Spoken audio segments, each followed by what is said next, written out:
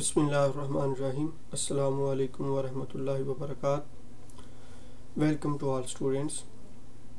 ہم نبی کریم علیہ السلام کی سیرت کو مرحلہ وار پڑھ رہے ہیں. اس سے پہلی کلاس کے اندر ہم نے نبی کریم علیہ السلام کے مکی دور کے جس مرحلے پر گفتگو کی تھی وہ یہ تھا کہ نبی کریم علیہ السلام ہجرت حبشہ کے بعد اور آپ کے جو صحابہ کرام تھے اس پر بھی جو ہے وہ ظلم و ستم جاری تھا،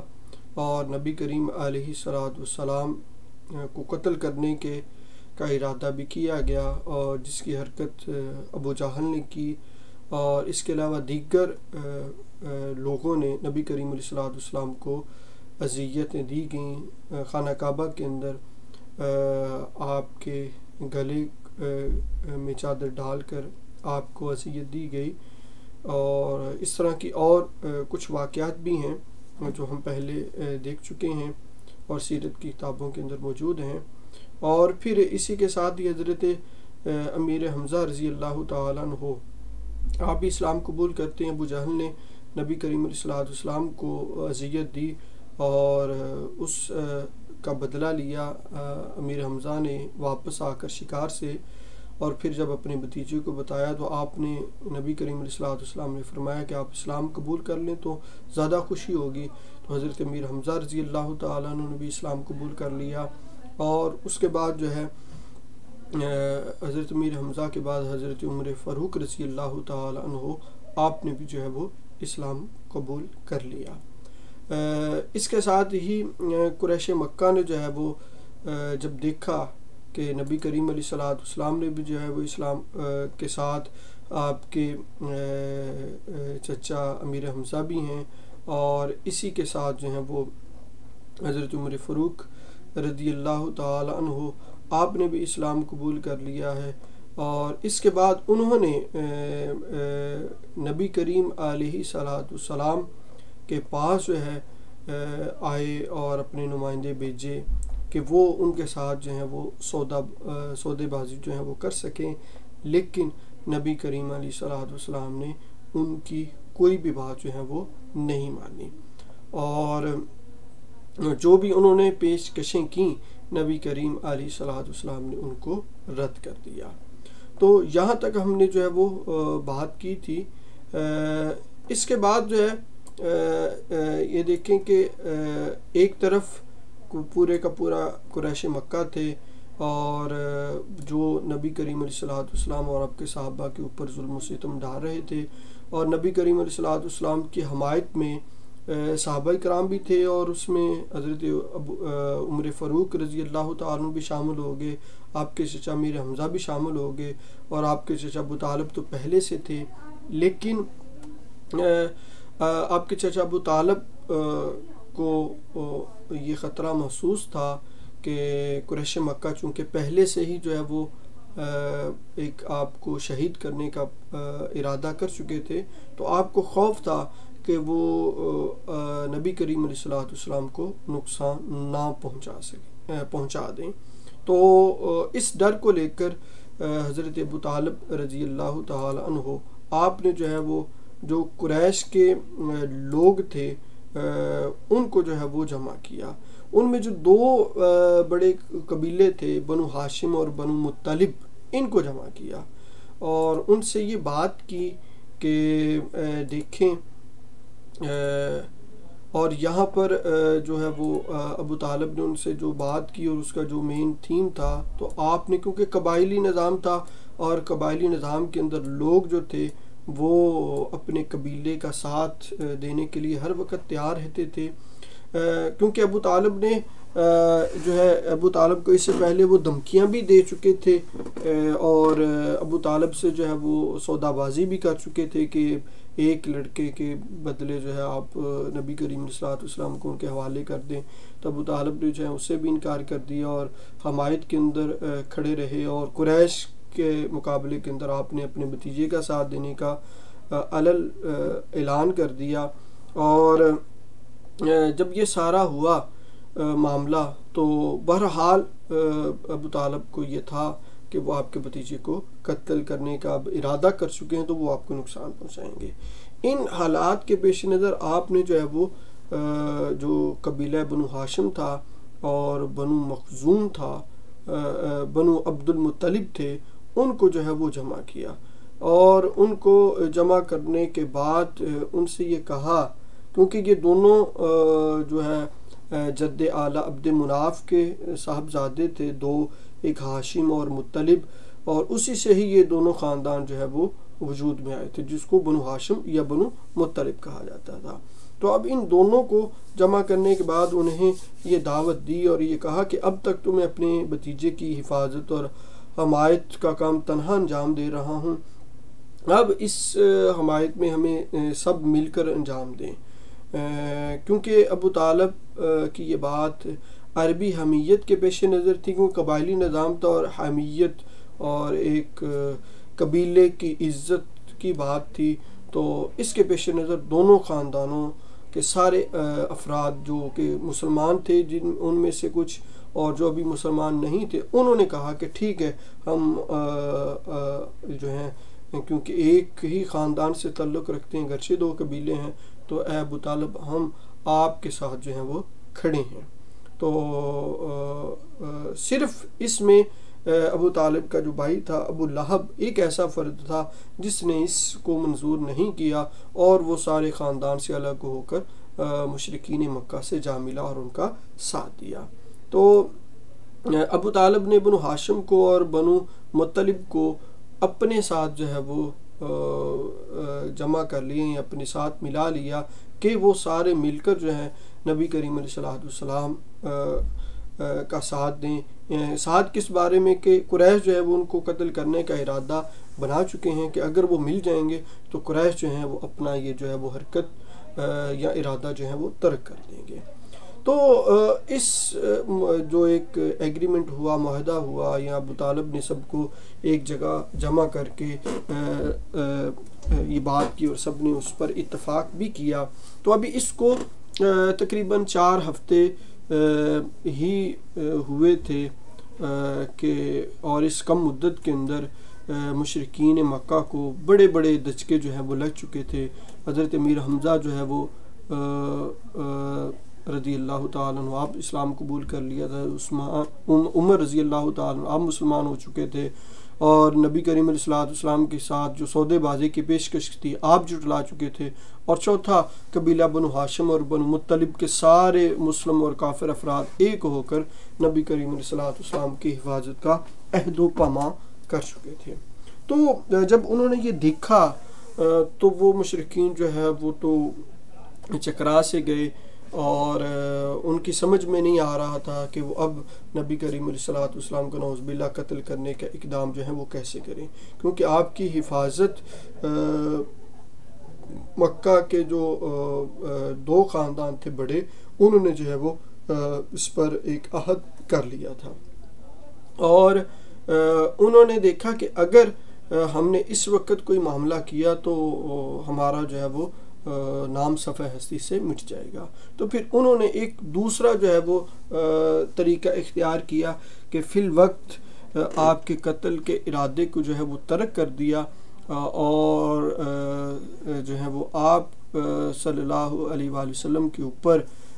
ایک دباؤ اور پریشر، اور آپ کے جو حمایتی تھے جو قبیلہ بنو ہاشم اور بنو مطلب سے، ان کے خلاف ایک پروپیگنڈا کیا یا ایک معاہدہ کیا، اور سب لوگوں نے مل کر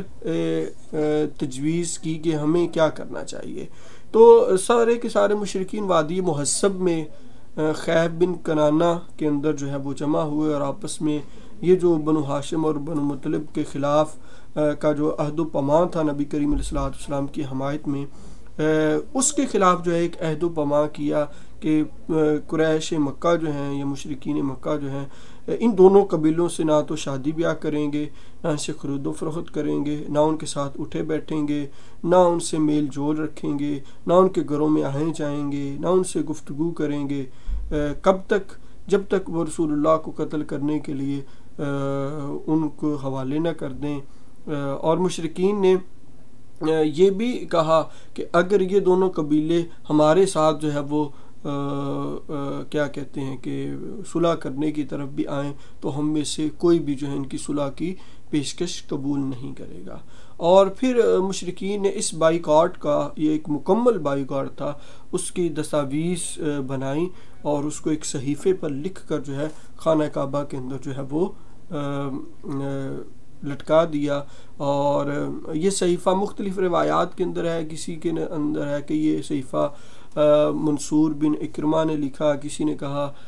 کسی روایت میں نضر بن حارث نے لکھا، اور ایک روایت کے اندر ہے کہ باعث بن عامر بن ہاشم نے لکھا۔ بہرحال یہ صحیفہ لکھا گیا اور معاہدہ کیا گیا کہ نبی کریم علیہ الصلوۃ والسلام اور آپ کے پیروکاروں کے ساتھ ساتھ قبیلہ بنو ہاشم اور بنو مطلب کے ساتھ مکمل طور پر جو ہے وہ بائیکاٹ جو ہے وہ کیا جائے گا۔ اس بائیکاٹ کے نتیجے میں حالات نہایت ہی سنگین ہو گئے۔ گلے اور غلہ اور سامان خوردونوش کی آمد بند ہو گئی، اور یہ سارے کے سارے لوگ جو ہیں یہ مکہ کے قریب ایک طالب شیب ابی طالب کے نام سے معروف ہے، گھاٹی ہے، وہاں پر چلے گئے اور وہاں پر وہ رہے، اور ان کے اوپر غلہ اور سامان خوردونوش وہ بند ہو گیا، اور مکے کے میں لوگ جو ہیں کیونکہ محصور کر کے رکھ دیا تھا وہاں پہ، اور مشرکین جو ہیں ان تک کوئی سامان پہنچنے نہیں دیتے تھے، اور حتیٰ کہ ان کو پتے اور چمڑے کھانے پڑے، اور اس طرح کی وہ جو بھی اس وقت گزارے کے لیے تھا، یعنی کہ بہت ہی پتلی حالت ان کی ہو گئی۔ صرف اشیاء ضروریات کو خریدنے کے لیے وہ گھاٹی سے باہر بڑا مشکل نکلتے تھے، کیونکہ مشرکین مکہ نکلنے نہیں دیتے تھے۔ قافلوں سے باہر جو مکہ سے باہر قافلے تھے ان سے سامان خرید سکتے تھے، لیکن اہل مکہ جو ہے وہ ان کا دام اتنا زیادہ بڑھا کر ان سے پیشکش کرتے کہ وہ قافلے جو تجارت والے ہوتے وہ مکہ کو ہی فروخت کر دیتے، کیونکہ دام زیادہ ہوتا تو ان لوگوں کے لیے ان سے کچھ خریدنا جو ہے وہ مشکل ہو جاتا۔ حکیم بن حزام جو کہ حضرت خدیجہ رضی اللہ عنہ کا بھتیجا تھا، وہ کبھی کبھار اپنی پھپھی جان کے لیے جو ہے وہ گیہوں بھجوا دیتا تھا۔ ایک بار ابو جہل کے ساتھ بھی یہ دیکھ لیا اور بڑی بحث ہوئی اور اس نے غلہ روکا، لیکن ابو البختری نے مداخلت کر کے اسے اپنی پھپھی کے پاس گیہوں بھجوانے دیے۔ اور ادھر ابو طالب کو رسول اللہ صلی اللہ علیہ وسلم کے بارے میں برابر خطرہ جو لاحق تھا، اور آپ جو ہے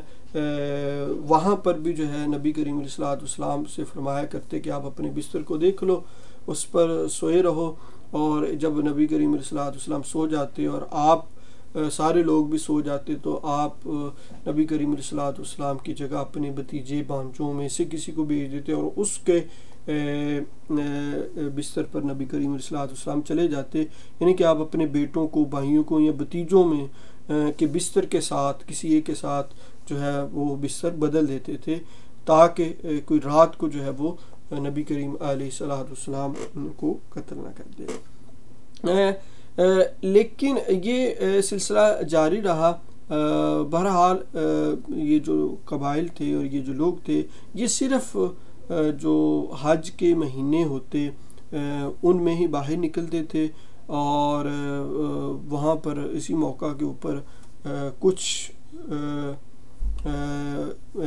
لے سکتے تھے، کھا سکتے تھے کھانے پینے کے لیے، اور انہی دنوں کے اندر نبی کریم علیہ الصلوۃ والسلام جو ہے حج کے موسم میں لوگوں کو جو حج کرنے کے لیے مکہ آتے تھے ان کو دعوت دیا کرتے تھے۔ البتہ اس پورے مرحلے کے اندر یا پورا جو یہ بھی جو حالات چل رہے تھے پورے 3 سال گزر گئے، اور 10 نبوت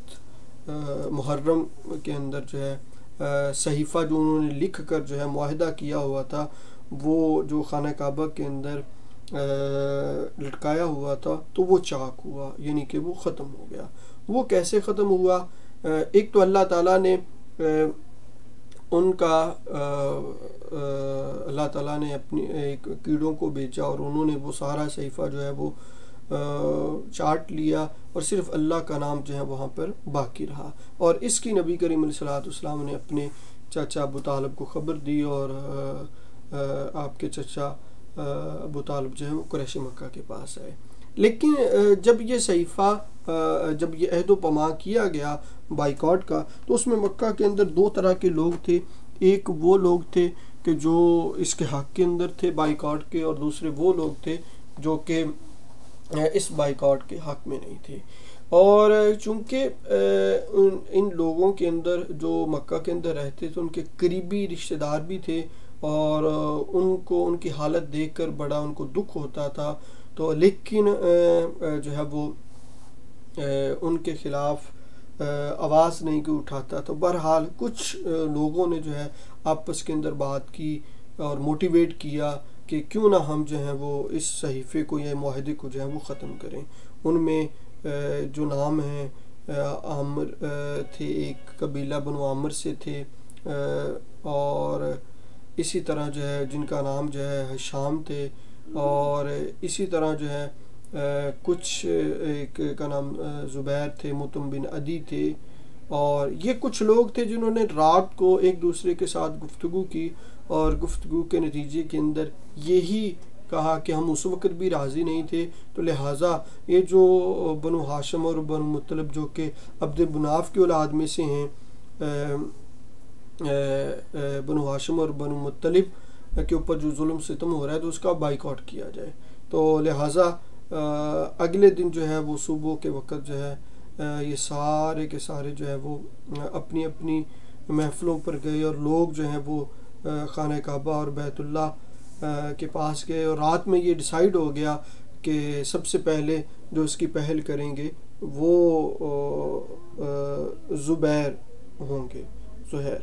تو وہ ایک جوڑا زیب تن کیے ہوئے پہنچے اور سب سے پہلے خانہ کعبہ کے طواف کیا، اور پھر لوگوں سے مخاطب ہو کر اس نے کہا کہ مکہ والوں، کیا ہم کھانا کھائیں، کپڑے پہنیں اور بنو ہاشم تباہ و برباد ہوں؟ نہ ان کے ہاتھ کچھ بھیجا جائے، نہ ان سے کچھ خریدا جائے. خدا کی قسم میں بیٹھ نہیں سکتا یہاں تک کہ ظالمانہ اور قرابت شکن صحیفے کو چاک کر دیا جائے. ابو جہل جو مسجد حرام کے گوشے میں موجود تھا بولا کہ تم غلط بات کہتے ہو، خدا کی قسم اسے پھاڑا نہیں جا سکتا. اس پر زما بن اسود نے کہا بخدا تم زیادہ غلط کہتے ہو، جب یہ صحیفہ لکھا گیا تب بھی ہم اس سے راضی نہ تھے. اور جب زما بن اسود نے یہ بات کی اس پر ابو البختری نے گرا لگائی اور کہا کہ زما ٹھیک کہہ رہا ہے، اس میں جو کچھ لکھا گیا ہے اس سے نہ ہم راضی ہیں نہ اسے ہم ماننے کو تیار ہیں. اس کے بعد متم بن عدی نے کہا تم دونوں ٹھیک کہتے ہو اور جو اس کے خلاف کہتا ہے وہ غلط بات کہتا ہے. ہم اس صحیفے سے اور اس میں جو کچھ لکھا ہے اس سے اللہ کے حضور برات کا اظہار کرتے ہیں. اس کے بعد جو ہے شام بن عمر نے بھی اسی طرح کی بات کہی. یہ ماجرا دیکھ کر ابو جہل نے کہا ہو نہ ہو یہ بات رات کو طے کی گئی ہے اور مشورہ کسی اور جگہ پر کیا گیا ہے جو یہاں پر ہو رہا ہے. ابھی یہ گفتگو جاری تھی تو ابو طالب بھی حرم پاک کے ایک گوشے میں موجود تھے اور وہاں پہنچے، اور ان کی وجہ یہ تھی کہ نبی کریم علیہ الصلوۃ والسلام نے صحیفہ کے چاک ہونے کی خبر جو ہے وہ دے دی، اور وہ یہ لے کر جو ہے وہ پیغام قریش مکہ کے پاس آئے تھے. اور ابو طالب نے جو ہے وہ قریش مکہ کو کہا کہ مجھے یہ میرے بھتیجے نے یہ خبر دی ہے کہ اللہ تعالیٰ نے کیڑے بھیجے تھے جنہوں نے ظلم و ستم اور قرابت شکنی کی ساری باتیں جو ہیں وہ چٹ کر دی ہیں اور صرف اللہ عز و جل کا ذکر باقی چھوڑا ہے. پھر نبی کریم علیہ الصلوۃ والسلام نے یہ بات بتائی تو وہ یہ کہنے آئے اور آپ نے یہ کہا کہ یہ خبر میرے بھتیجے نے دی ہے، اگر یہ سچی ہوئی تو پھر تم یہ معاہدہ جو ہے وہ ختم کر دو گے، بائیکاٹ ختم کر دو گے، بعد آ جاؤ گے، اور اگر وہ جھوٹا نکلا تو میں تمہارے اور اس کے درمیان سے ہٹ جاؤں گا، تمہارا جو چیز چاہے وہ تم کرنا. تو سب قریش نے کہا کہ انہوں نے جو ہے نا انصاف کی بات کی ہے. ادھر ابو جہل اور باقی لوگوں کی نوک جھوک ختم ہوئی تو یہ ابو طالب نے بھی بات کر دی، تو مطعم بن عدی صحیفہ چاک کرنے کے لیے اٹھا، کیا دیکھتا ہے کہ باقی کیڑوں نے جو ہے اس کو صفایا کر دیا تھا، صرف بھی اسمی کا اللہم باقی رہ گیا، اور جہاں جہاں اللہ کا نام تھا وہ بچا رہا، باقی سارے کا سارا جو ہے وہ کیڑوں نے کھا لیا۔ اس کے بعد صحیفہ جو ہے چاک ہو گیا، اور رسول اللہ صلی اللہ علیہ وسلم باقی تمام حضرات شیب ابی طالب سے نکل کر مشرک اور وہ جو ہے وہ مکہ واپس آئے، اور مشرکین مکہ نے جو ہے آپ صلی اللہ علیہ وسلم کی نبوت کی یہ عظیم الشان نشانی دیکھی، لیکن ان کا رویہ وہی رہا جس کا تذکرہ قرآن مجید میں اس طرح بیان کیا گیا، وَإِن يَرَوْا آیَةً يُعْرِضُوا وَيَقُولُونَ سِحْرٌ مُسْتَمِرٌ، کہ جب وہ لوگ کوئی نشانی دیکھتے ہیں تو پھر رخ پھیر لیتے ہیں اور کہتے ہیں یہ تو چرتا پھرتا جو ہے وہ جادو ہے۔ یعنی کہ یہ معجزہ دیکھنے کے باوجود بھی قریش مکہ نے جو ہے وہ اسلام قبول نہیں کیا۔ جب یہ بائیکاٹ ختم ہو گیا، صحیفہ چاک ہو گیا، تو اس کے بعد ابو طالب کی خدمت میں قریش کا نے ایک اور دفعہ جو ہے وفد آیا، جس کا مقصد یہ تھا کہ وہ کیونکہ آپ کی عمر اس وقت 80 سال ہو چکی تھی، اور شب ابی طالب میں 3 سال گزارنے کے بعد آپ کافی علیل اور کمزور ہو چکے تھے، اور قریش نے یہ محسوس کیا کہ اب ان کے آخری دن ہے، اور انہوں نے یہ سوچا کہ اگر ان کے وفات کے بعد ہم نے کچھ کیا تو لوگ ہمیں تانے دیں گے، تو کیوں نہ ان کے زندگی میں ہی کوئی معاہدہ کیا جائے۔ تو وہ آخری دفعہ آئے، اور ان میں جو معزز لوگ تھے، یہ تقریباً 25 کے قریب جو ہیں یہ لوگ تھے جو ابو طالب کے پاس آئے، اور اس میں بڑے بڑے جو ہے قریش کے جو ہے وہ قبیل سردار تھے۔ نبی کریم علیہ الصلوۃ والسلام کو آپ کے چچا نے بلایا، اور لیکن پھر بھی کوئی بات جو ہے وہ طے نہ پا سکی، کیونکہ ان میں جو لوگ تھے، عتبہ بن ربیہ تھا، شیبہ تھا، ابو جہل تھے، امیہ بن خلف تھے، ابو سفیان تھے، اور دیگر یہ لوگ تھے۔ تو انہوں نے یہ کہا کہ ابو طالب، آپ کا ہمارے درمیان جو مقام و مرتبہ ہے آپ اسے بخوبی جانتے ہیں، تو لہٰذا آپ کے آخری ایام ہیں، تو ہم کوئی معاملہ طے کرنا چاہتے ہیں، تو لہٰذا ہم ایسے کرتے ہیں کہ یہ ہمیں کچھ نہ کہیں اور ہم اپنے دین پر رہیں اور یہ اپنے دین پر رہیں، تو لہٰذا ہم ایسے کر لیں۔ اس پر نبی کریم علیہ السلام کو بلایا اور کہا، بھتیجے یہ تمہاری قوم کے معزز لوگ ہیں، اور یہ تمہارے ساتھ عہد و پیمان کے لیے جمع ہیں، اور ان کی پیشکش ابو طالب نے آپ صلی اللہ علیہ وسلم کو جو ہے وہ کی کہ کوئی فریق ایک دوسرے پر تعرض نہ کرے۔ جواب میں رسول اللہ صلی اللہ علیہ وسلم نے وفد کو مخاطب کر کے فرمایا کہ آپ لوگ یہ بتائیں کہ اگر میں ایک ایسی بات پیش کروں جس کے اگر آپ قائل ہو جائیں تو عرب کے بادشاہ بن جائیں گے اور عجم آپ کے زیر نگی آ جائیں گا، تو آپ کی کیا رائے ہوگی؟ تو سب نے جو ہے پہلے توقف کیا اور غور و فکر کیا، بعد میں کہا کہ جی بتائیں۔ تو نبی کریم علیہ السلام نے، مختلف روایات ہیں، تو نبی کریم علیہ السلام نے فرمایا کہ آپ لوگ لا الہ الا اللہ کہیں، اور اللہ کے سوا جو کچھ بھی پوچھتے ہو اسے چھوڑ دیں۔ تو جب نبی کریم علیہ السلام نے یہ بات کی تو انہوں نے ہاتھ جو ہے وہ پیٹ کر تالیاں بجا کر کہا کہ محمد صلی اللہ علیہ وسلم، تم یہ چاہتے ہو کہ سارے خداؤں کی جگہ بس ایک خدا بنا لیں، واقعی تمہارا عجیب معاملہ ہے۔ تو یہ جب یہ بات کی تو وہ سارے کے سارے جو ہیں وہ اٹھ کر چلے گئے، اور کوئی بھی جو ہے وہ معاہدہ نہ ہو سکا۔ اسی دوران جو ان کی رویے کا تذکرہ قرآن مجید کی ان آیات سورہ صاد کے اندر کیا گیا، صاد والقرآن ذی الذکر بل الذین کفروا فی عزۃ وشقاق کم اہلکنا من قبلہم من قرن فنادوا ولا حین مناص۔ یہ ان آیات کے اندر جو ہے اسی واقعے کی طرف اشارہ کیا گیا ہے۔ بہرحال ابو طالب کا جو ہے وہ مرض بڑھتا گیا، بالآخر جو ہے وہ شیب ابی طالب کی مسوری کے خاتمے کے بعد 6 ماہ بعد جو ہے 10 نبوی کے اندر جو ہے وہ وفات پا گئے۔ اور ان کے 2 روایتیں ہیں کہ کچھ کے روایت کے اندر آتا ہے کہ 3 دن بعد ہی آپ کی زوجہ حضرت خدیجہ رضی اللہ تعالی عنہ آپ بھی جو ہیں اس دنیا سے پردہ کر گئیں. ایک روایت میں 2 ماہ بعد آتا ہے. تو بہرحال نبی کریم علیہ الصلوۃ والسلام کی جو سب سے زیادہ سپورٹ تھی، ایک تو آپ کے چچا ابو طالب کی طرف سے تھی، اور دوسری سپورٹ آپ کی زوجہ حضرت خدیجہ رضی اللہ تعالی عنہا کی طرف سے تھی، جو کہ شروع سے ہی آپ کے ساتھ تھے. جب ان دونوں کا وصال ہو گیا تو آپ صلی اللہ علیہ وآلہ وسلم نے اس کو عام الحزن قرار دیا کہ یہ تو غم کا سال ہے. یہاں اس کے ساتھ ہی جو ہے وہ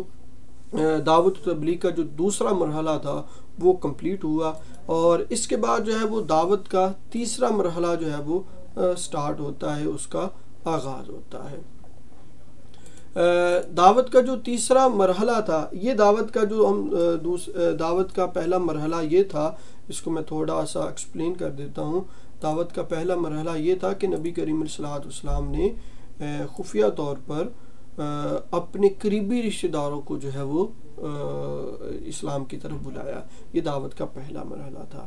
دعوت کا دوسرا مرحلہ یہ تھا کہ جس میں نبی کریم علیہ الصلوۃ والسلام نے اپنی اللہ کے حکم کے مطابق جو ہے اپنی دعوت کو قریبی رشتہ داروں کی بجائے پورے مکہ کے ساتھ جو ہے وہ مکہ کو مخاطب کیا اور دین کی طرف بلایا، دین اسلام کی طرف. اور پھر اعلان جو ہے یہ مرحلہ جو ہے وہ تھا، جس میں آپ نے اعلان کھلم کھلا جو ہے وہ دعوت و تبلیغ کا کام کیا، اور اس کی تفصیل ہم یہ ڈسکس کر چکے ہیں کہ اس میں کون کون سے مسائل اور رد عمل قریش مکہ کی طرف سے کیا ہوا آپ کے ساتھ اور آپ کے صحابہ کے ساتھ، ان لوگوں نے کیا کیا. اس کے ساتھ اب اس کے بعد جو دعوت کا تیسرا مرحلہ ہے اس کا آغاز ہوتا ہے.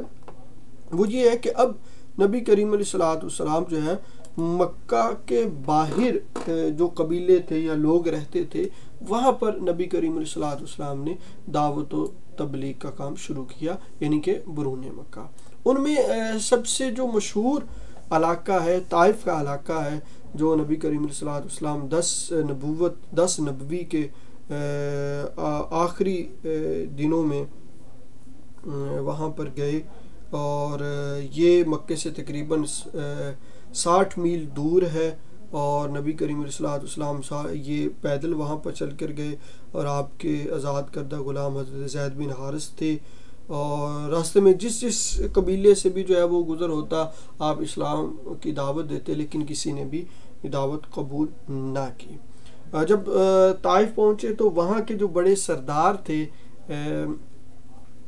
اس طائف کے، انہوں نے بھی جو ہے وہ نبی کریم علیہ الصلوۃ والسلام کی دعوت کو کسی خاتے میں نہ لیا اور وہ ایمان نہ لے کر آئے. آپ نے وہاں پر 10 دن جو ہے وہ قیام فرمایا، اور قیام فرمانے کے بعد جو ہے وہ بالآخر جو ہے وہ وہاں کے جو واش لڑکے تھے انہوں نے نبی کریم علیہ الصلوۃ والسلام کو جو ہے وہ گالیاں دیں، نعوذ باللہ، تالیاں بچائیں اور پتھر بھی مارے، اور آپ لہو لہان بھی ہوئے، اور آپ جو ہے وہ وہاں سے واپس آ گئے. اور آپ نے پھر جو ہے وہ طائف سے باہر نکل کے ایک باغ میں پناہ لی، وہاں پر ٹھہرے جو 3 میل کے فاصلے پر واقع تھا، اور وہاں پر لوگوں کی بھیڑ چلی گئی اور واپس چلے گئے، اور آپ وہاں پر ٹیک لگا کر جو ہے وہ انگور کی بیل کے سائے میں بیٹھ گئے، اطمینان کی اور دعا فرمائی، اور جس میں یہ ہے کہ وہ مشہور دعا ہے کہ باری تعالیٰ میری قوم کو جو ہے وہ ہدایت عطا فرما کہ وہ مجھے نہیں جانے دے. اور اس میں نبی کریم علیہ الصلوۃ والسلام نے اللہ تعالیٰ سے مدد کی بھی بات کی، اور فرشتے بھی آیا نبی کریم علیہ الصلوۃ والسلام کے پاس، اور جو پہاڑوں پر جس کی دسترسیاں ڈیوٹی تھی اس نے عرض بھی کیا یا رسول اللہ علیہ وسلم آپ کہیں تو میں 2 پہاڑوں کے درمیان کو پیس ڈالوں. تو نبی کریم علیہ الصلوۃ والسلام نے فرمایا کہ نہیں، اس قوم میں سے ایسے لوگ ہوں گے کہ جو مجھ پر ایمان لے کر آئیں گے، اللہ تعالیٰ ان کو ہدایت عطا فرمائے گا. بہرحال آپ نے جو ہے وہ برون مکہ میں جو ہے وہ طائف کا سفر کیا، جس میں کہ واپسی کے اوپر آپ ایک مقام پر ٹھہرے وادی نخلا میں، اور وہاں پر جو ہے وہ کچھ جنات کا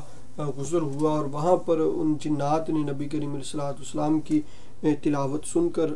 وہاں ٹھہرے، اور نبی کریم علیہ الصلوۃ والسلام پر وہ بھی ایمان لے کر آئے، جس کا تذکرہ سورہ جن اور سورہ احقاف کے اندر موجود ہے۔ اچھا جی، اس کے طائف کے بعد جو ہے نبی کریم علیہ الصلوۃ والسلام نے جو ہے وہ دیگر جو مکہ سے باہر تھے قبائل، ان کو بھی جو ہے وہ ان کے پاس بھی گئے اور ان کو بھی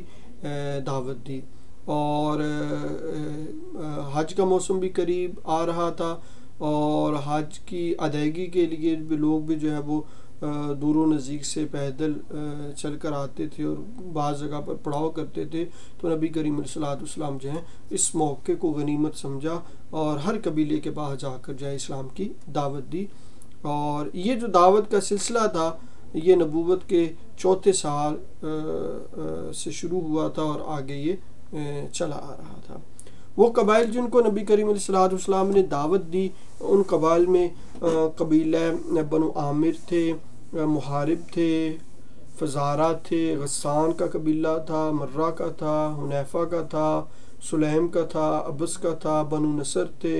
بنو بقات تھے، کلب کا تھا، بنو کلب کا، حارث بن کعب کا تھا، عزرا کا تھا، ہزارما کا تھا۔ تو یہ بہت سارے قبائل تھے جن کو نبی کریم علیہ الصلوۃ والسلام نے جن کے پاس جا کر ان کو دعوت دی، لیکن کسی نے بھی جو ہے وہ اسلام قبول نہیں کیا۔ اور بہت ساری روایات کے اندر تفصیلاً یہ چیزیں موجود ہیں کہ نبی کریم علیہ الصلوۃ والسلام جب بنو کلب کے پاس گئے یا بنو حنیفہ کے پاس گئے یا عمر بن سا کے پاس گئے، تو ان لوگوں نے نبی کریم علیہ الصلوۃ والسلام کی بات کو نہ مانا اور آپ کو جھٹلایا۔ یہ تفصیل کے ساتھ موجود ہے سیرت کی کتابوں میں۔ بہرحال آپ طائف کے وہاں پر بھی لوگوں نے اسلام قبول نہ کیا، پھر جو ہے وہ یہ دیگر ابھی میں نے قبائل کا تذکرہ کیا، وہاں گئے تو لوگوں نے پھر بھی جو ہے وہ آپ کی جو ہے وہ اسلام کو جو ہے وہ قبول نہ کیا، لیکن نبی کریم علیہ الصلوۃ والسلام جو ہے جس طرح قبائل اور وفود پر آپ اسلام پیش کرتے تھے، اسی طرح بہت سارے افراد کو بھی انفرادی طور پر لوگوں کو بھی جو ہے اسلام کے قبول کرتے تھے، اور بعض نے جو ہے وہ بہت اچھا جواب دیا اور پھر یعنی کہ اسلام قبول کیا اور پازیٹیو جو ہے وہ رسپانس کیا، اور پھر حج کے موسم میں کچھ ہی عرصے بعد کئی افراد نے اسلام قبول کر لیا، جن میں سوید بن سامت تھے جو کہ یثرب کے لوگ تھے۔ اب کیونکہ ہم مکہ سے باہر کی بات کر رہے ہیں، یہ طائف اور مکہ کے ارد و گرد کے علاقے قبیلے تھے، وہاں کے لوگوں نے اسلام قبول نہیں کیا، لیکن بہت سارے لوگ جو مدینہ سے تھے، جو مدینہ کا پہلا نام یثرب تھا، وہاں کے جو لوگ تھے جس میں سوید بن سامت تھے، وہ شاعر بھی تھے، گہری سوچ بوجھ کے حامل انسان بھی تھے، ان کو نبی کریم علیہ الصلوۃ والسلام نے اسلام کی دعوت دی، جو کہ حج کے لیے مکہ آئے ہوئے تھے، تو انہوں نے اسلام قبول کر لیا، اور اسی طرح جو ہے وہ یاس بن معاذ تھے، یہ بھی یثرب کے باشندے تھے، اور نوخیز جو جوان تھے، ان کو نبی کریم علیہ الصلوۃ والسلام نے جو ہے وہ دعوت دی، انہوں نے بھی جو ہے وہ قبول کر لی۔ پھر اسی طرح بزرگ غفاری، یہ بھی یثرب کے اطراف میں رہتے تھے، ان کو بھی دعوت دی گئی اور انہوں نے بھی جو ہے وہ اسلام قبول کیا۔ پھر اسی طرح جو ہے طفیل بن عمر دوسی تھے، یہ قبیلہ دوس کے سردار تھے جو کہ یمن کے نواحی میں واقع تھا، تو یہ بھی انہوں نے بھی اسلام قبول کیا۔ اور اسی طرح زماد ازدی تھے، یہ جو ہے یہ بھی قبیلہ ازد کے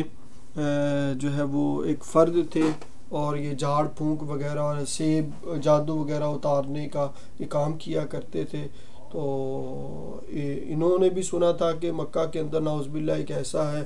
انسان ہے کہ جو ہے، تو انہوں نے سوچا کہ یہ ان کا علاج وغیرہ کریں، لیکن جب نبی کریم علیہ الصلوۃ والسلام کے نے آپ دیکھا اور ملاقات ہوئی، گفتگو شنید ہوئی، تو آپ نے بھی جو ہے اسلام قبول، حضرت زماد نے بھی جو ہے وہ اسلام جو ہے وہ قبول کر لیا۔ اس کے بعد یہ مختلف لوگ تھے جنہوں نے جو ہے اسلام قبول کیا۔ حج کے موسم میں نبی کریم علیہ الصلوۃ والسلام جو ہے وہ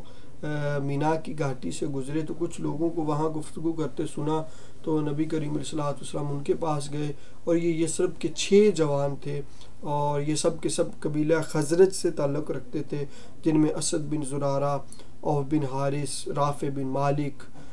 قطبہ بن عامر، عقبہ بن عامر، حارث بن عبداللہ، یہ وہ لوگ تھے۔ اور یہ لوگ جو ہے اہل یثرب جو ہے وہ یہود، جو مدینہ کے یہود تھے، ان کو حلیف تھے، ان سے سنا کرتے تھے کہ ایک زمانے میں نبی آئے گا اور وہ جلد ایسی ایسی اس کی نشانیاں ہوں گی اور وہ جلد ہی آنے والا ہے، ہم اس کی پیروی کر کے اس کی میت میں تمہیں عاد ارم کی طرح قتل کر ڈالیں گے۔ یعنی کہ وہ یہ کہا کرتے تھے قبیلہ خزرج کو، ہم ان سے مل کر کے تمہیں جو ہے وہ ہلاک کر دیں گے۔ تو نبی کریم علیہ الصلوۃ والسلام جب ان کے پاس پہنچے تو آپ نے دریافت کیا آپ کون لوگ ہیں؟ انہوں نے کہا ہم قبیلہ خزرج سے تعلق رکھتے ہیں۔ آپ نے فرمایا یعنی یہود کے حلیف؟ بولے ہاں۔ فرمایا پھر کیوں نہ آپ حضرات بیٹھیں، کچھ بات کی جائے۔ وہ لوگ بیٹھ گئے، آپ نے ان کے سامنے اسلام کی حقیقت بیان فرمائی، انہیں اللہ عز و جل کی طرف دعوت دی اور قرآن کی تلاوت فرمائی۔ انہوں نے آپس میں ایک دوسرے سے کہا بھئی دیکھو یہ تو وہی ہی معلوم ہوتے ہیں جن کا حوالہ دے کر یہود تمہیں دھمکیاں دیا کرتے تھے، لہذا یہود تم پر سبقت نہ لے جانے پائیں۔ اس کے بعد انہوں نے فوراً آپ صلی اللہ علیہ وآلہ وسلم کی دعوت کو جو ہے وہ قبول کر کے وہ مسلمان ہو گئے۔ اور یہ 11 نبوی تھا، یہ شوال کا مہینہ تھا، اور اسی میں نبی کریم علیہ الصلوۃ والسلام نے حضرت عائشہ صدیقہ رضی اللہ تعالی عنہا آپ کا جو ہے وہ آپ سے جو ہے وہ نکاح فرمایا۔ اور یہ ایمان کی شعائیں جو تھیں وہ مکے سے باہر نکلی، یعنی کہ یثرب کے ابھی میں نے کچھ لوگوں کا نام لیا جو مختلف قبائل سے تعلق رکھتے تھے، انہوں نے اسلام قبول کیا۔ اور یہ جو یثرب کے 6 سعادت مند لوگ تھے جو قبیلہ خزرج کے ساتھ تعلق رکھتے تھے، آپ کے ساتھ مکالمہ ہوا نبی کریم علیہ الصلوۃ والسلام کا، آپ نے جو ہے وہ دعوت دی اور انہوں نے جو ہے وہ دعوت کو قبول کیا اور مسلمان ہو گئے۔ اور اسی سال جو ہے حضرت عائشہ صدیقہ رضی اللہ تعالیٰ عنہ سے آپ کا نکاح ہوا، لیکن رخصتی جو ہے وہ بعد میں ہوئی۔ اور پھر اسی سال جو ہے واقعہ معراج جو ہے وہ پیش آیا، جو کہ اللہ تعالیٰ کی طرف سے اپنے نبی اور پیغمبر کے لیے تھا۔ اور واقعہ معراج کے متعلق مختلف روایات ہیں کہ یہ کس سال میں ہوئی اور کس مہینے میں ہوئی، بہرحال واقعہ معراج ہوئی اور یہ مکی دور کے اندر ہی ہوئی، اور اس میں نبی کریم علیہ الصلوۃ والسلام کو اللہ رب العزت نے مسجد حرام سے مسجد اقصیٰ تک سیر کروائی، اور پھر اس کے بعد 7واں آسمان اور عرش معلیٰ تک لے گئے، جس کا تذکرہ جو ہے سورہ اسراء، جس کو سورہ بنی اسرائیل بھی کہتے ہیں، اس کے اندر بھی ہے، اور سورہ نجم کے اندر بھی تذکرہ موجود ہے۔ اچھا جی، اس کے بعد جو ہے نبوت کے 11ویں سال میں جب حج کا موسم تھا اور یثرب کے 6 آدمی جو اسلام قبول کر لیا تھا، اور وہ نبی کریم علیہ الصلوۃ والسلام سے وعدہ کر کے گئے تھے کہ وہ اپنی قوم میں جا کر جو ہے وہ آپ کی رسالت کی تبلیغ کریں گے، جس کا نتیجہ یہ ہوا کہ آئندہ سال جب حج کا موسم آیا تو نبی کریم علیہ الصلوۃ والسلام کے پاس ہیں یا خدمت میں جو ہے وہ 12 لوگ جو ہیں وہ شامل ہوئے۔ جب ان میں سے 5 لوگ تو وہی تھے جو کہ پچھلے سال نبی کریم علیہ الصلوۃ والسلام کے دعوت پر اسلام قبول کر گئے تھے، لیکن ان کے ساتھ 7 آدمی اور تھے، جن میں معاذ بن الحارث تھے جو قبیلہ بنو نجار سے تھے، اور یعنی کہ خزرج، اسی طرح زکوان بن عبد القیس تھے بنو زریق سے، عبادہ بن سامت تھے بنی غنم سے، یزید بن سالبہ تھے بنو غنم کے یہ حلیف تھے، عباس بن عبادہ تھے یہ قبیلہ بنی سالم سے تھے، اور ابو الہیشم تھے، یہ بنی عبد الاشہل سے تھے، اوس قبیلہ اوس سے تھے، اور اویم بن سعدہ تھے، یہ قبیلہ بنی عمر بن عوف یعنی کہ اوس سے تھے۔ تو یہ وہ لوگ تھے، یعنی کہ ان 7 میں سے صرف 2 آدمی جو ہے وہ قبیلہ اوس سے تعلق رکھتے تھے، باقی سب کے سب جو ہے قبیلہ خزرج سے ان کا تعلق تھا۔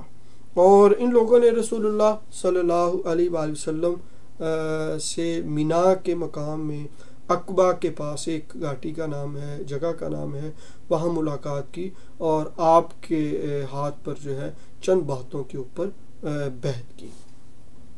اور اس بیعت کی تفسیر امام بخاری روایت کرتے ہیں حضرت عبادہ بن صامت سے، وہ بیان کرتے ہیں کہ رسول اللہ صلی اللہ علیہ وسلم نے فرمایا، آؤ مجھ سے اس بات کی بیعت کرو کہ اللہ کے ساتھ کسی چیز کو شریک نہ کرو گے، چوری نہ کرو گے، زنا نہ کرو گے، اپنی اولاد کو قتل نہ کرو گے، اپنے ہاتھ پاؤں کے درمیان گڑ کر کوئی بہتان نہ لاؤ گے، اور کسی بھلی بات میں میری نافرمانی نہ کرو گے۔ جو شخص یہ ساری باتیں پوری کرے گا اس کا اجر اللہ پر ہے، اور جو شخص ان میں سے کسی چیز کا ارتکاب کر بیٹھے گا پھر اسے دنیا ہی میں اس کی سزا دی جائے گی تو یہ اس کے لیے کفارہ ہوگی، اور جو شخص ان میں سے کسی چیز کا ارتکاب کر بیٹھے گا پھر اللہ اس پر پردہ ڈال دے گا تو اس کا معاملہ اللہ کے حوالے ہے، چاہے گا تو سزا دے دے گا اور چاہے گا تو معاف کر دے گا۔ حضرت عبادہ فرماتے ہیں کہ ہم نے اس پر آپ صلی اللہ علیہ وآلہ وسلم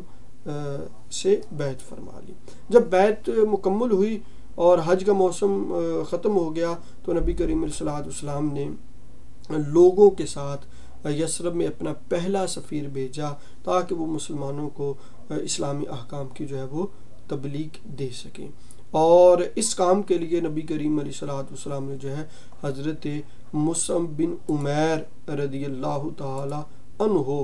آپ کو جو ہے وہ منتخب کیا اور آپ کو یثرب کے اندر بھیجا۔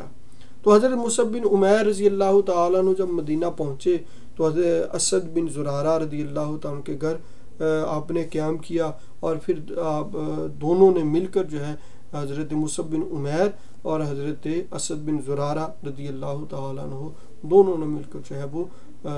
اسلام کی تعلیم و تربیت کا کام کیا۔ پھر اس کے ساتھ جو ہے نبوت کے 13ویں سال یعنی کہ اس سے اگلے سال جو ہے جب حج کا موسم آیا اور یثرب سے جو ہے وہ اس دفعہ جو ہے وہ 70 سے زیادہ مسلمان جو ہے وہ ہو چکے تھے، جو کہ حضرت مصعب بن عمیر اور اسد بن زرارہ رضی اللہ تعالیٰ عنہ کی دعوت پر لوگوں نے اسلام قبول کیا، اور 70 سے زائد لوگ جو ہے وہ حج کی ادائیگی کے لیے مکہ تشریف لائے، اور یہ اپنی قوم کے مشرک حاجیوں میں شامل ہو کر آئے تھے۔ یعنی کہ اس وقت لوگ جو اسلام جس نے قبول کیا تھا وہ بھی حج کے لیے آتا تھا، خانہ کعبہ کی زیارت کے لیے، طواف کے لیے، جو نہیں تھے وہ بھی آتے تھے اور جو تھے وہ بھی آتے تھے، کیونکہ یہ سارے کے سارے لوگ ملت ابراہیمی پر تھے، اور ملت ابراہیمی کے اندر طواف کعبہ یہ اور حج اور عمرے کا یہ تصور پایا جاتا تھا۔ جب یہ لوگ یثرب سے نکلے اور مکے کے ابھی راستے میں ہی تھے اور آپس میں ایک دوسرے سے باتیں کرنے لگے، ہم کب تک رسول اللہ سے یوں ہی مکے کے پہاڑوں میں چکر کاٹتے، ٹھوکریں کھاتے اور خوف زدہ کیے جاتے چھوڑے رکھیں گے، یعنی کہ کب تک ہم ایسے ہی چلتے رہیں گے۔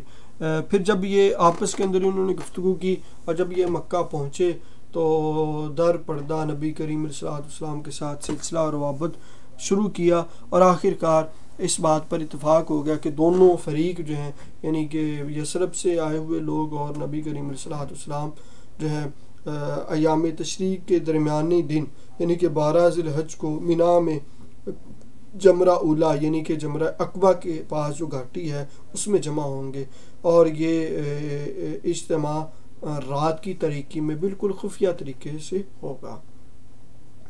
تو اس کا پوری تفصیل جو ہے حضرت کعب بن مالک رضی اللہ تعالی عنہ نے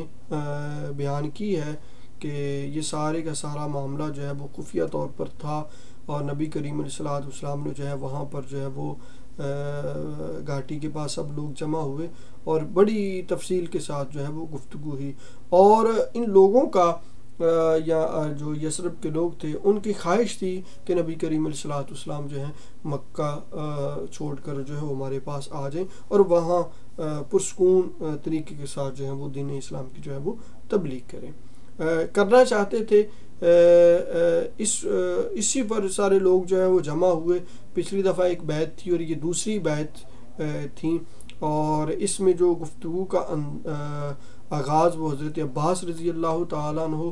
آپ سے ہوا، اور آپ نے جو ہے اس بیعت کی اور اس ذمہ داری کی نزاکت کو بھی بیان کر دیا واضح طور پر، اور کہا کہ خزرج کے لوگوں، عام اہل عرب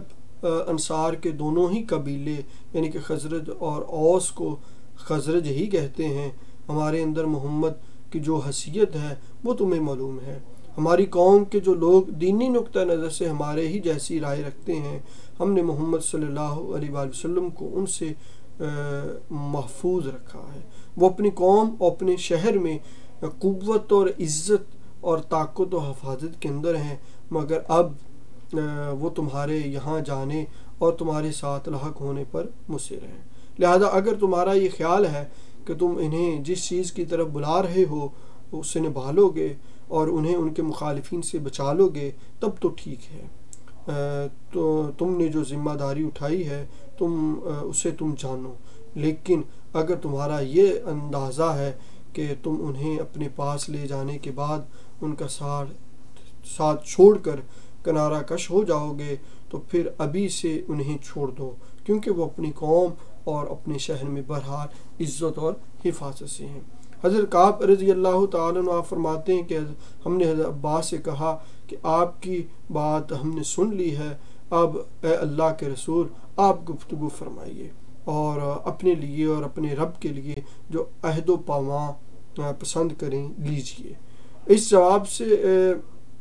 تو نبی کریم علیہ صلاۃ والسلام نے جو ہے وہ اپنی گفتگو کا آغاز کیا، اور سب سے پہلے قرآن کی جو ہے وہ تلاوت کی، اور اس کے بعد اللہ کی طرف دعوت دی اور اسلام کی ترغیب دی، اور اس کے بعد جو ہے وہ بیعت ہوئی، اور اس بیعت میں کیا تھا اس کی تفصیل کچھ پوائنٹ میں آپ کے ساتھ ابھی ذکر کر دیتا ہوں۔ نبی کریم علیہ الصلوۃ والسلام حضرت جابر رضی اللہ تعالیٰ عنہ اس بیعت کی جو ہے وہ تفصیل بیان کرتے ہیں۔ آپ فرماتے ہیں کہ ہم نے عرض کی کہ اے اللہ کے رسول ہم آپ سے کس بات پر بیعت کریں، تو نبی کریم علیہ الصلوۃ والسلام نے فرمایا اس بیعت پر کہ چستی اور سستی ہر حال میں بات سنو گے اور مانو گے، نمبر 2 تنگی اور خوشحالی ہر حال میں مال خرچ کرو گے، نمبر 3 بلائی کا حکم دو گے اور برائی سے روکو گے، نمبر 4 اللہ کی راہ میں اٹھ کھڑے ہوں گے اور اللہ کے معاملے میں کسی ملامت کی پرواہ نہ کرو گے، نمبر 5 اور جب تمہارے پاس میں آ جاؤں گا تو تم میری مدد کرو گے، اور جس چیز سے اپنی جان اور اپنے بال بچوں کی حفاظت کرتے ہو اس سے میری بھی حفاظت کرو گے۔ حضرت کعب رضی اللہ تعالیٰ عنہ آپ روایت کرتے ہیں کہ نبی کریم علیہ الصلوۃ والسلام نے جب یہ باتیں کیں تو ہم سب نے جو ہے وہ نبی کریم علیہ الصلوۃ والسلام کے اس باتوں کے اوپر بیعت کی، اور ہم نے یہ یقین دہانی کروائی کہ ہم ہر جو ہے وہ مرحلے کے اوپر نبی کریم علیہ الصلوۃ والسلام کا جو ہے وہ ساتھ دیں گے۔ بہرحال یہ بیعت مکمل ہوئی، اور بیعت کی دفعات پہلے ہی طے ہو چکی تھیں کہ کن کن چیزوں کے اوپر جو ہے وہ بیعت جو ہے وہ کی جائے گی اور انہوں نے کرنا کیا ہوگا، اور مزید تاکید کے لیے حضرت اسد بن زرارہ نے اپنا ہاتھ جو ہے وہ اٹھایا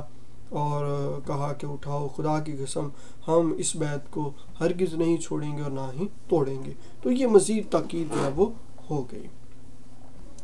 اچھا جی، اس بیعت کے مکمل ہونے کے بعد رسول اللہ صلی اللہ علیہ وسلم نے یہ تجویز رکھی کہ 12 سربراہ جو ہیں وہ منتخب کر لیے جائیں جو اپنی اپنی قوم کے نقیب ہوں، اور اس بیعت کی دفعات پر عمل درآمد کے لیے اپنی قوم کی طرف سے وہی ذمہ دار اور مکلف ہوں گے۔ آپ کا ارشاد تھا کہ آپ لوگ اپنے اندر سے 12 نقیب پیش کیجیے تاکہ وہی لوگ اپنی اپنی قوم کے معاملات کے ذمہ دار ہوں۔ آپ صلی اللہ علیہ وسلم نے اس ارشاد پر فوراً ہی نقیبوں کا انتخاب عمل میں لایا۔ 9 خزرج سے منتخب کیے گئے اور 3 اوس سے۔ جو خزرج کے تھے ان میں اسد بن زرارہ تھے، سعد بن ربیع تھے، عبداللہ بن رواحہ تھے، رافع بن مالک تھے، برا بن معرور تھے، عبداللہ بن عمر تھے، عبادہ بن صامت تھے اور سعد بن عبادہ تھے اور منذر بن عمر بن خنیس تھے۔ اوس کے جو تھے اس میں اسید بن حزیر تھے، سعد بن خزیمہ تھے اور رفاعہ بن عبد المنذر تھے۔ تو یہ 12 کہہ لیجئے نقیب یا 12 سردار تھے کہ جو نبی کریم علیہ الصلاۃ والسلام کی بیعت کی آگے تعلیم جو ہے انہوں نے اپنے اپنے جو ہے وہ قبیلے کے اندر جا کر کرنی تھی۔ اچھا جی، اس کے ساتھ ہی جب یہ معاملہ طے ہوا اور جب اہل یثرب نے یہ یقین دہانی کروا دی کہ نبی کریم علیہ الصلاۃ والسلام کہ وہ مدد بھی کریں گے جب بھی وہ جہاں جائیں گے، تو پھر نبی کریم علیہ الصلاۃ والسلام نے صحابہ کرام کو اجازت دی کہ وہ اب مکہ سے مدینہ کی طرف جو ہے وہ ہجرت کر جائیں اور وہ بھی ان قریب ان کے پاس آئیں گے۔ تو پھر آہستہ آہستہ جو ہے وہ لوگ جو ہیں وہ ہجرت کر کے مدینہ کی طرف روانہ ہوئے، جن میں سب سے پہلے ہجرت کرنے والے حضرت ابو سلمہ تھے اور دوسرے نمبر حضرت صہیب تھے اور اسی طرح حضرت عمر بن خطاب رضی اللہ تعالیٰ عنہ تھے، جنہوں نے جو ہے وہ مکہ سے مدینہ کی طرف جو ہے وہ ہجرت کی۔ جب قریش نے دیکھا کہ لوگ تو مکہ سے مدینہ کی طرف ہجرت کر کے جا رہے ہیں تو ان کا کوئی بندوبست کیا جائے اور وہ اپنے بال بچوں کو، مال و دولت کو لے کر جو ہے وہ اوس اور خزرج کے علاقے میں جا پہنچے ہیں، تو کل جو ہے وہ کل کے دن جو ہے یہ ہمارے لیے خطرہ بن سکتے ہیں، تو لہذا کچھ نہ کچھ جو ہے وہ ضرور کیا جائے۔ تو بہرحال انہوں نے یہ جو آپس کے اندر جب گفتگو ہوئی تو بیت عقبہ کبریٰ، یہ جو ابھی میں نے بات کی جو جس میں 12 نقیب کیے، اس کے 2.5 مہینے بعد جو ہے 14 نبوی کو یعنی کہ نبوت کے 14ویں سال جو ہے ایک دن جو ہے وہ دار الندوہ میں ایک بیٹھک بلائی اور اجتماع منعقد کیا، جس میں جو ہے تمام قبائل کے نمائندوں کی شرکت کی اور موضوع بحث یہ تھا کہ ایک ایسا پلان جو ہے تیار کیا جائے جس کے مطابق اسلامی دعوت کے علمبردار کا قصہ جو ہے بہت جلد جو ہے وہ ہو جائے اور اس کی روشنی جو ہے وہ ہمیشہ کے لیے جو ہے وہ مٹا دی جائے۔ اور اس اجتماع میں جو قبائل قریش کے نمایاں چہرے تھے ان میں ابو جہل، جبیر بن مطعم، شیبہ تھا، نضر بن حارث، ابو البختری، نبیہ، امیہ بن خلف، یہ لوگ جو تھے جو مختلف قبیلوں کے ساتھ ان کا تعلق تھا۔ بہرحال اجتماع کے اندر یہ بحث ہوئی اور تجاویز دینے لگے اور اس میں ایک جو ہے وہ شیخ جو ہے وہ شیطان جو ہے وہ ایک بوڑھے کی شکل میں وہاں پر بھی آ گیا اور اس نے کہا کہ میں تو نجد سے ہوں، وہ شیخ نجدی، اور اس نے کہا کہ میں تو صرف تمہاری بات جو ہے وہ سننے کے لیے آ گیا ہوں۔ تو وہ بھی وہاں پہ بیٹھ گیا شیطان ایک بوڑھے آدمی کی شکل کے اندر۔ تو لوگ آپس میں باتیں کرنے لگے اور تجویز دینے لگے کہ کیا کیا جائے۔ تو کسی نے کہا کہ ان کو لوہے کی بیڑیوں سے جکڑ کر قید کر دیا جائے، تو ابو البختری نے یہ کہا اور دروازے بند کر دیے جائیں اور یہاں تک کہ وہ سارے کا سارا معاملہ جو ہے وہ ختم ہو جائے، یعنی کہ وہ فوت ہو جائیں۔ شیخ نجدی نے کہا خدا کی قسم یہ بھی مناسب رائے نہیں ہے، کیونکہ واللہ اگر تم لوگوں نے اسے قید کر دیا جیسے کہ تم کہہ رہے ہو، تم اس کی خبر بند دروازے سے باہر نکل کر اس کے ساتھیوں تک ضرور پہنچ جائے گی، پھر کچھ بعید نہیں کہ وہ لوگ تم پر دھاوا بول کر اس شخص کو تمہارے قبضے سے نکال کر لے جائیں اور پھر اس کی مدد سے اپنی تعداد بڑھا کر تمہیں مغلوب کر لیں گے۔ تو ایک رائے یہ آئی کہ جو ہے وہ ان کو جو ہے وہ نکال دیا جائے یہاں سے، پھر وہ جو چاہے جیسا چاہے کرنا چاہے کرتا پھرے، تو ہمیں جو ہے وہ اس سے کوئی سروکار نہیں ہوگا۔ لیکن یہ بھی شیخ نجدی نے کہا کہ ہو سکتا ہے کہ وہ اب تم نکال دو اور وہ بعد میں ایک بڑا لشکر لے کر آ جائے اور تمہیں جو ہے وہ محکوم بنا لے، تو ایسا کرنا بھی درست نہیں ہوگا۔ بہرحال ایک اور رائے جو ہے وہ رکھی گئی، وہ یہ کہ نبی کریم علیہ الصلوۃ والسلام کو نعوذ باللہ جو ہے وہ قتل کیا جائے، اور قتل اس طرح سے کیا جائے کہ کوئی ایک فرد جو ہے وہ اس قتل کے اندر شامل نہ ہو، بلکہ سارے قبیلے کے سے مل کر جو ہے لوگ جو ہیں وہ قتل کریں۔ اس سے کیا ہوگا کہ قتل ایک شخص کے ذمہ پر بھی نہیں آئے گا، اور جب سارے قبیلے اس میں شامل ہوں گے تو قبیلہ بنو ہاشم اور بنو مطلب جو ہیں وہ سارے قبیلوں سے ٹکر بھی نہیں لے سکے گا، تو لہذا معاملہ دیت پر ختم ہوگا، اور دیت بھی ایک قبیلے پر نہیں آئے گی، سارے قبیلوں پر ہوگی، تو لہذا جو ہے ہم دیت بھی دے دیں گے، ادا کر دیں گے، اور اس سے یہ ہمارا معاملہ بھی جو ہے وہ حل ہو جائے گا۔ تو اس پر سب نے اتفاق کر لیا، اور اتفاق کرنے کے بعد اس کو عملی جامہ پہنانے کے لیے تیاریاں شروع کر دیں۔ اور ادھر نبی کریم علیہ الصلوۃ والسلام کو اللہ تعالیٰ کی طرف سے حکم ہو جاتا ہے وحی کے ذریعے کہ آپ جو ہیں وہ ہجرت کر کے جو ہے وہ مدینہ کی طرف روانہ ہو جائیں، کیونکہ انہوں نے آپ کو قتل کرنے کا ارادہ کر لیا ہے۔ نبی کریم علیہ الصلوۃ والسلام جو ہے وہ دوپہر کے وقت جو ہے ابو بکر رضی اللہ تعالیٰ آپ کے گھر جاتے ہیں اور ہجرت کا سارا پروگرام طے کرتے ہیں اور مرحلے طے فرماتے ہیں، اور دوسری طرف حضرت علی رضی اللہ تعالیٰ عنہ کو فرماتے ہیں کہ تم یہاں پر ٹھہرو، اور جو لوگ مکے کے ان کو امانتیں واپس کر کے جو ہے تم بھی بعد میں ہجرت کر کے مدینہ پہنچ جانا۔ تو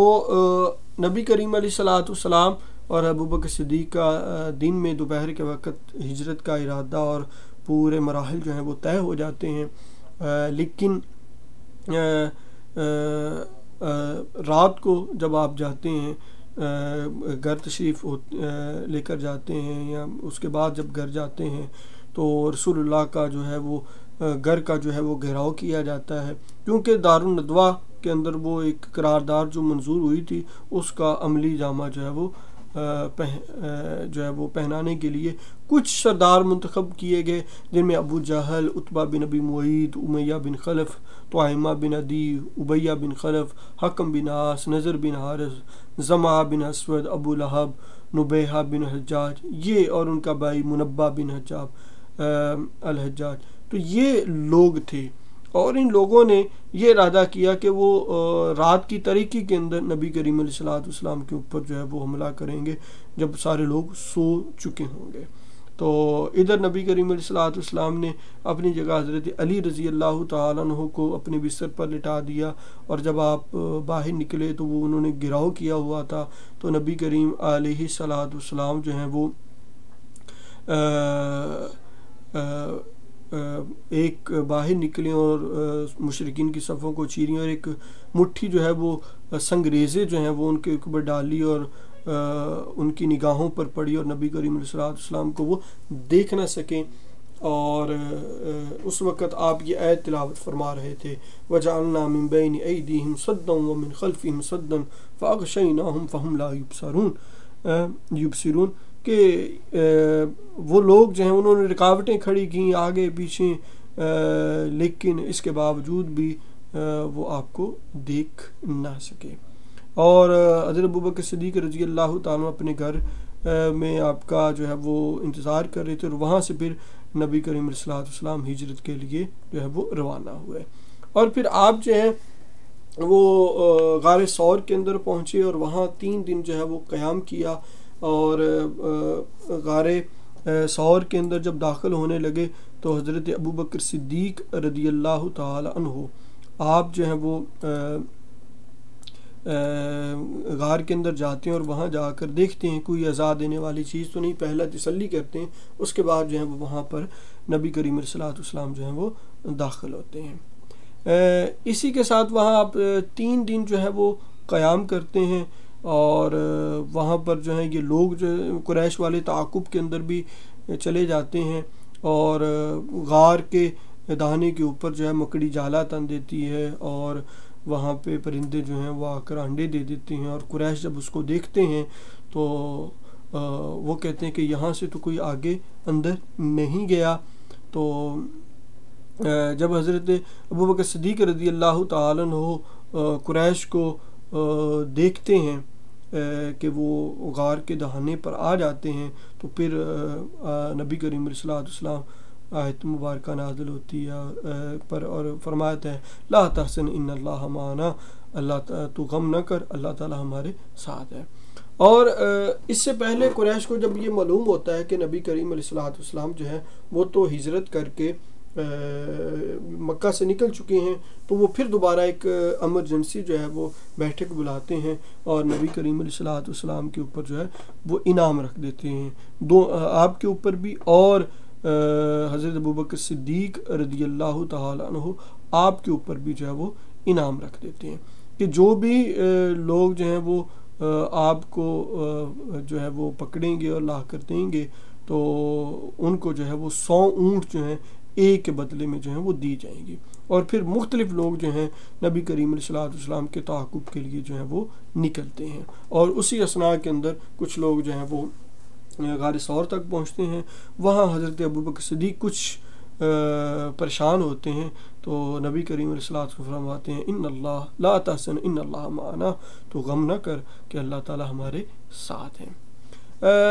پھر اس کے بعد نبی کریم علیہ الصلوۃ والسلام 3 دن غار ثور کے اندر قیام کرنے کے بعد آپ جو ہیں وہ مدینہ کی طرف اپنا جو ہے وہ رخ کرتے ہیں، اور وہاں آپ جو ہے وہ پھر نبوت کے 14ویں سال یعنی کہ 1 ہجری کو نبی کریم علیہ الصلوۃ والسلام دوشنبہ 8 ربیع الاول کو قباء میں جاتے ہیں، اور حضرت عروہ بن زبیر رضی اللہ تعالیٰ عنہ بیان کرتے ہیں کہ مسلمان مدینہ نے مکہ سے رسول اللہ صلی اللہ علیہ وسلم کی روانگی کی خبر سن لی تھی، اس لیے لوگ روزانہ صبح ہی صبح ہرہ کی طرف نکل جاتے، ایک وادی کا نام ہے ہرہ، اور آپ کی راہ تکتے رہتے، جب دوپہر کو دھوپ سخت ہو جاتی تو واپس چلے آتے۔ ایک روز طویل انتظار کے بعد لوگ اپنے اپنے گھروں کو پہنچ چکے تھے کہ ایک یہودی اپنے کسی ٹیلے پر کچھ دیکھنے کے لیے چڑھا، کیا دیکھتا ہے کہ رسول اللہ صلی اللہ علیہ وآلہ وسلم اور آپ کے رفقا سفید کپڑوں میں ملبوس ہیں جن سے چاندنی چھٹک رہی تھی، تشریف لا رہے ہیں۔ اس نے بلند آواز سے یہ کہا کہ عرب کے لوگوں، یہ رہا تمہارا نصیب جس کا تم انتظار کر رہے تھے۔ یہ سنتے ہی مسلمان ہتھیاروں کی طرف دوڑ پڑے، یعنی کہ ہتھیاروں سے سج دج کر جو ہے وہ استقبال کرنے کے لیے وہ جو ہے وہ دوڑے۔ ابن قیم جو سیرت نگار بھی ہیں، علامہ ابن قیم آپ فرماتے ہیں کہ ان کے ساتھ بنی عمر بن عوف میں شور بلند ہوا اور تکبیر سنی گئی، اور مسلمان آپ صلی اللہ علیہ وسلم کی آمد کی خوشی میں نعرہ تکبیر بلند کرتے ہوئے استقبال کے لیے نکل پڑے۔ پھر آپ صلی اللہ علیہ وسلم سے مل کر جو ہے وہ تحیہ نبوت پیش کیا، اور گرد و پیش پروانوں کی طرح جو ہے وہ جمع ہو گئے۔ اس وقت آپ صلی اللہ علیہ وسلم پر سکینت چھائی ہوئی تھی، اور یہ وحی نازل ہو رہی تھی فَإِنَّ اللَّهَ وَمَوْلَاهُ وَجِبْرِيلُ وَصَالِحُ الْمُؤْمِنِينَ وَالْمَلَائِكَةُ بَعْدَ ذَلِكَ ظَهِيرٌ، یعنی کہ آپ کا مولا اللہ آپ کا مولا ہے، جبریل اور صالح مومنین بھی، اور اس کے بعد فرشتے آپ کے مددگار ہیں۔ حضرت عروہ بن زبیر رضی اللہ تعالیٰ عنہ آپ بیان کرتے ہیں کہ لوگوں سے ملنے کے بعد آپ صلی اللہ علیہ وسلم ان کے ساتھ جو ہے وہ داہنی جانب مڑے اور بنی عمر بن عوف میں تشریف لائے۔ یہ دوشنبہ کا دن اور ربیع الاول کا مہینہ تھا۔ ابو بکر صدیق رضی اللہ تعالی عنہ آنے والوں کے استقبال کے لیے کھڑے تھے، اور رسول اللہ صلی اللہ علیہ وسلم چپ چاپ بیٹھے تھے۔ انصار کے جو لوگ آتے جنہوں نے ابھی تک رسول اللہ صلی اللہ علیہ وآلہ وسلم کو نہیں دیکھا تھا، وہ ابو بکر صدیق رضی اللہ تعالیٰ عنہ کو ہی سلام کرتے، یہاں تک کہ رسول اللہ صلی اللہ علیہ وسلم پر دھوپ آ گئی اور حضرت ابوبکر صدیق رضی اللہ تعالیٰ چادر تان کر جو ہے آپ نے سایہ کیا، تب لوگوں نے پہچانا کہ یہ رسول اللہ صلی اللہ علیہ وآلہ وسلم کی ذات مبارکہ ہے۔ آپ صلی اللہ علیہ وسلم کے استقبال اور دیدار کے لیے سارا مدینہ جو ہے وہ امٹ پڑا تھا، اور یہ ایک تاریخی دن تھا جس کی نظیر جو ہے وہ مدینہ میں کبھی نہ دیکھی گئی۔ اور آج یہود نے بھی جب کوک نبی کی اس بشارت کا مطلب دیکھ لیا کہ انہوں نے دیکھا تھا کہ اللہ جنوب سے اور وہ جو قدوس سے کوہ فران سے آیا، یہ ایک تھا، یعنی کہ اللہ تعالیٰ جو ہے وہ مدینہ کے اندر ایک نبی جو ہے وہ مبعوث کرے گا۔ تو رسول اللہ صلی اللہ علیہ وآلہ وسلم نے قباء میں جو ہے کلثوم بن ہدم، اور کہا جاتا ہے ایک روایت میں سعد بن خثیمہ کے مکان پر قیام فرمایا، جبکہ یہ جو کلثوم بن ہدم یہ قول جو ہے وہ زیادہ معروف ہے۔ اور ادھر حضرت علی رضی اللہ تعالیٰ عنہ، جس کو نبی کریم علیہ السلام اپنے بستر پر لٹائے تھے اور یہ حکم دے آئے تھے کہ امانتیں جو ہیں وہ واپس کرنے کے بعد جو ہے تم بھی مدینہ آ جانا، تو 3 روز کے بعد جو ہیں لوگوں کی امانتیں جو ہیں وہ ان کو واپس کیں، اور انہوں نے جو ہے وہ پیدل مدینہ کا رخ کیا اور قباء کے اندر جو ہے وہاں رسول اللہ سے آ ملے، اور ابھی رسول اللہ صلی اللہ علیہ وآلہ وسلم کلثوم بن ہدم کے ہاں ہی قیام فرمایا۔ رسول اللہ صلی اللہ علیہ وسلم نے قباء میں کل 4 دن گزارے، یہاں ایک روایت میں 10 سے زیادہ دن ہیں، کسی میں 5 ہیں، بہرحال جو ہے وہ تقریباً